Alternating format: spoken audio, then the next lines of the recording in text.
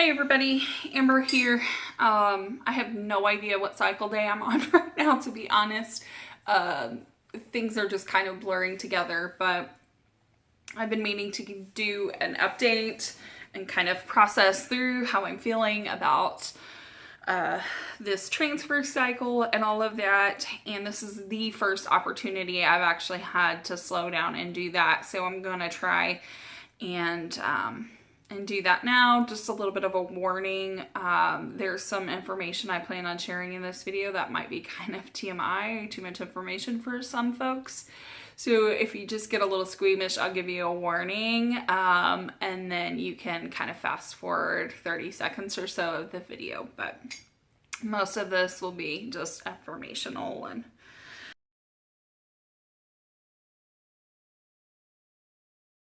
hey y'all, so I'm kind of freaking out. I just got off the phone with CNY, with the embryology team, and was asking them about our two embryos that were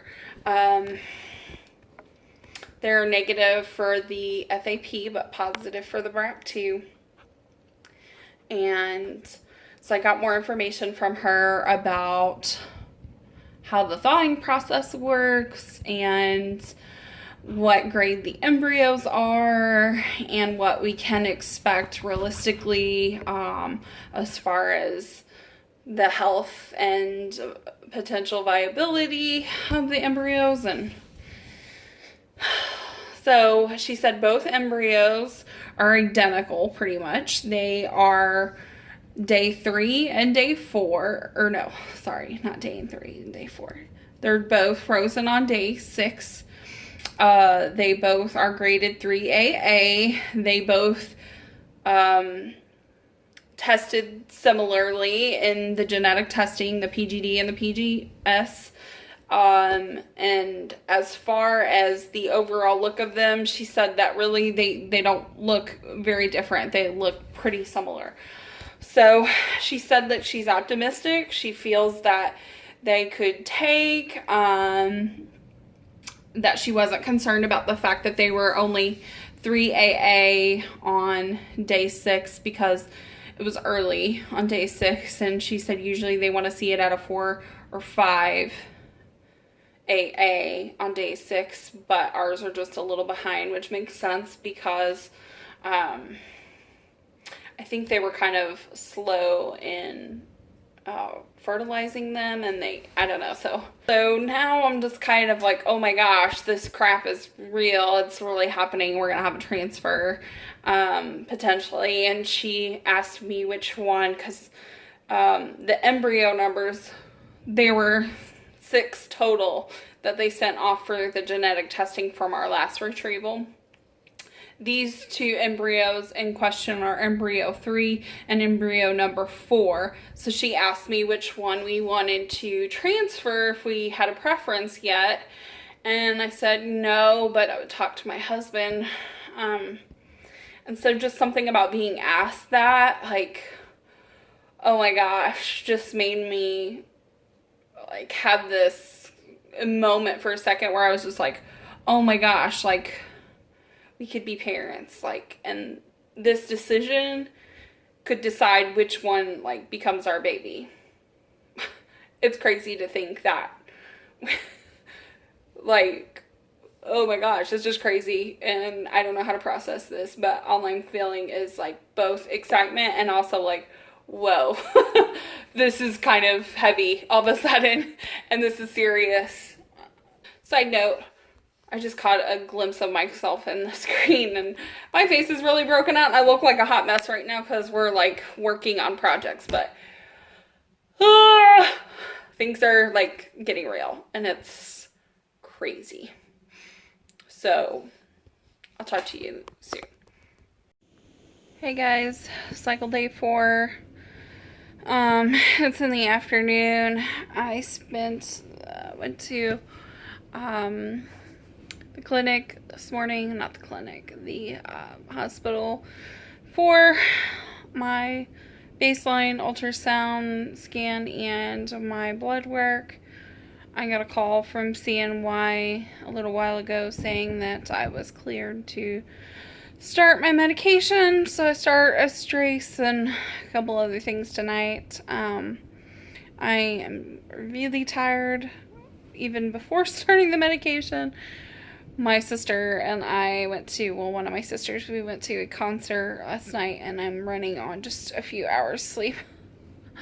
So forgive me, but yep, I started this crap tonight. So here we go.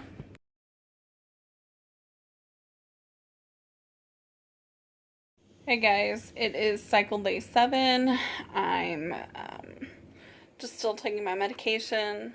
I'm super exhausted today. I don't know why, if it's the estrogen or what, but I am just like beat. I'm so freaking tired. It's 5 o'clock in the evening and I feel like I could go to bed right now. I'm just so tired. That's the main thing that I'm noticing right now. My next appointment is on Friday, and we'll see how it goes.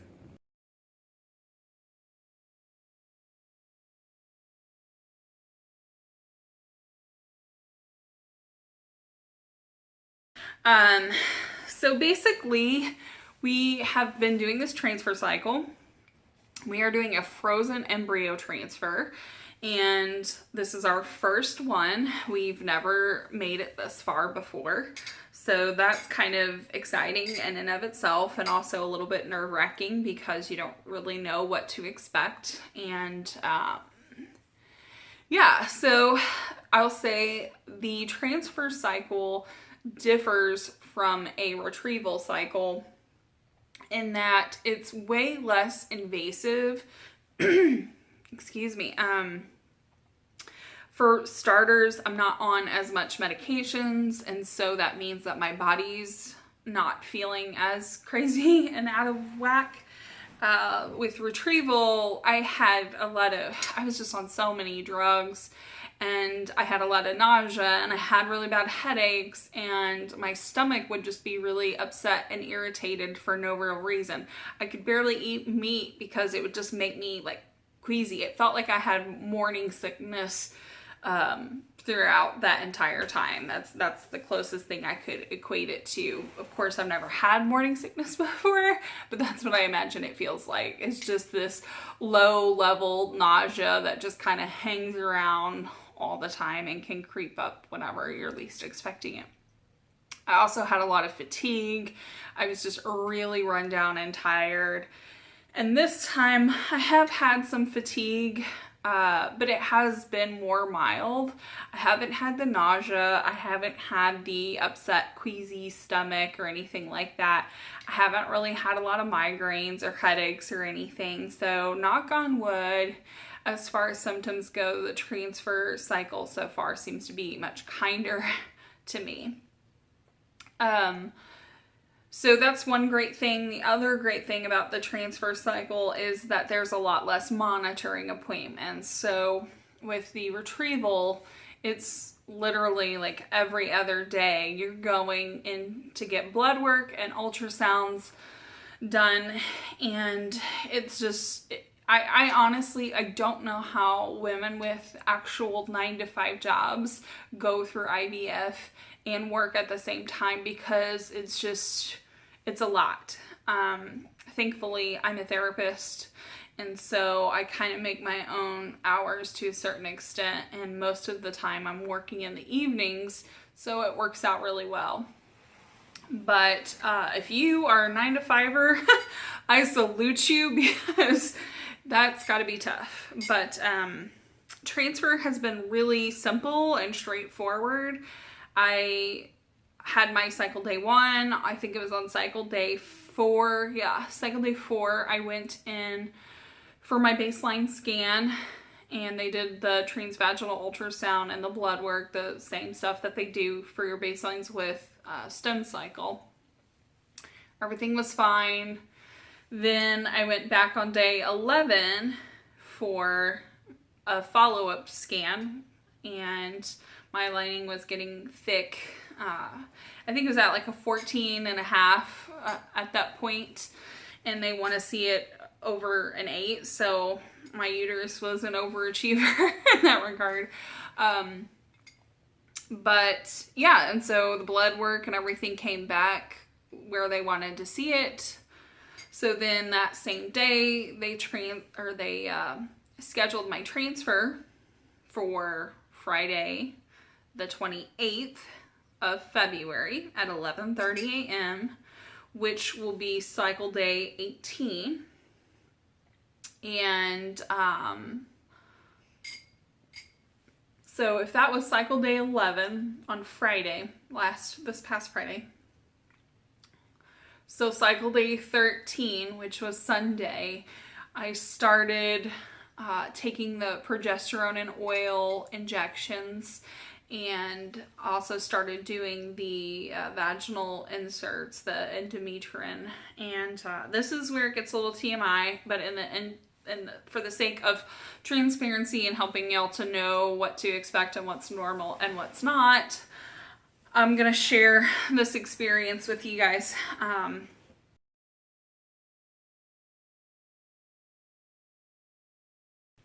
The vaginal inserts are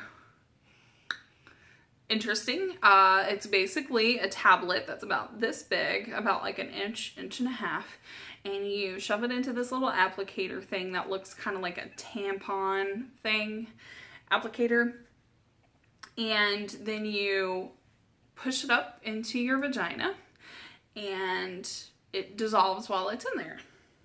The gross thing about these inserts is that as they disintegrate, they kind of seep out with your cervical mucus. So wear a panty liner, because sometimes it's a lot. And it looks disgusting. Like, I'm just gonna say it. It looks so gross. It kind of looks like a feta cheese kind of consistency. And I'm sorry if you love feta cheese and I'm ruining it for you, but it's gross. And so just be prepared for that. That's probably the least fun part of this process, I would say. One of the least fun, at the very least. But anyways, so we've been doing that for 2 days now, and the PIO injections honestly weren't as horrific as what I was expecting them to be, based off of hearing other people's experiences with it. The actual injection itself didn't really hurt, in my experience anyways. We've only done 2 so far, so that could change as we go further in the process. But so far, they haven't really hurt that much. The first one after the fact, I did have a lot of tenderness kind of in my hip butt area. But it just felt like a really sore muscle, like what you would do, what you would feel if you did a bunch of squats or something like that. Like just that really tight, tender, achy feeling. But I have a friend who messaged me over some tips, and so I'm gonna try those tomorrow and see if that helps a little bit more, even though I haven't had a particularly difficult experience with it. But so as far as where I'm at emotionally, I have been all over the place. I'm excited, I'm happy, I'm hopeful, but I'm also nervous. I'm a little worried that it won't work. I'm scared. I think fear is probably one of the biggest things I'm feeling right now, because I just know that regardless of what happens, it's going to be difficult. It's going to be an adjustment. Even if it works out great and we get a positive beta test, that doesn't mean that we'll be out of the woods just yet. And things can happen. So I think regardless of what the actual outcome is, there will be some nervousness and fear as far as like how this is actually going to play out. One of the things I said I wouldn't do is get too attached to the outcome by looking at, well, when our due date would be, or, you know, things like that, planning announcements. I said I wouldn't do that stuff. and I really meant it when I said it, but I can't help it. Like, this process just sucked me in, and I feel like it's so hard to stay neutral in this process. It's like you either let yourself get happy and hopeful and positive, or to keep yourself from going there and being super positive, you kind of are like hanging on to the negative and like and kind of going to the dark side, like, well, it's probably not gonna work, and it'll just be another disappointment and blah blah blah. And I don't know, maybe other people can do it better than I can, but for me, it's just been really hard to be super neutral. So for me, what that's looked like is I'm just feeling like all the feels. I'm feeling everything in a great, complicated, messy mixture. I'm feeling all the things. But I'm just letting myself feel those things, because I know it's important to allow myself to be present with my emotions, with my feelings, and with what's going on right now. And as I've shared on Instagram, but well before we got to this part of the cycle, was that this is the closest we'll have been to being parents. And that's really exciting. And if this ends up being the furthest that we do get to be, like the closest that we do get to come to being parents, then I just want to be as present and enjoy it as much as possible for what it is, instead of looking back and wishing that I would have cherished it or been more mindful and present. I don't want to look back and regret it. And so, yeah, that's just kind of my mindset on it. Right now, at this very moment, I'm feeling pretty calm about it. I feel like I've worked through a lot of the jitters and nervous excitement. And so now we're kind of at this little lull. It's currently Tuesday morning. Friday morning is transfer, and we're flying to New York on Thursday. Early Thursday. So I think tomorrow, when I'm kind of packing and getting everything ready for the flight, I think those nerves will hit me again. And then also, definitely on Friday. So, yeah, I'm going to try my best to really film while we're going through this process, while we're in New York, and really keep a detailed record for you guys as to what's going on and how things are going. Just in the event that if it does work, that's an awesome record for our future child, and I'll want these memories. But if it doesn't, then maybe that'll also be helpful for anybody else that's going through this, at the very least, that they can kind of have something to just kind of help them feel their way through this experience. So I'm going to wrap it up now. I've got a bunch of stuff to get ready, but I hope that everybody has a great day, and I will check in with you soon. Bye.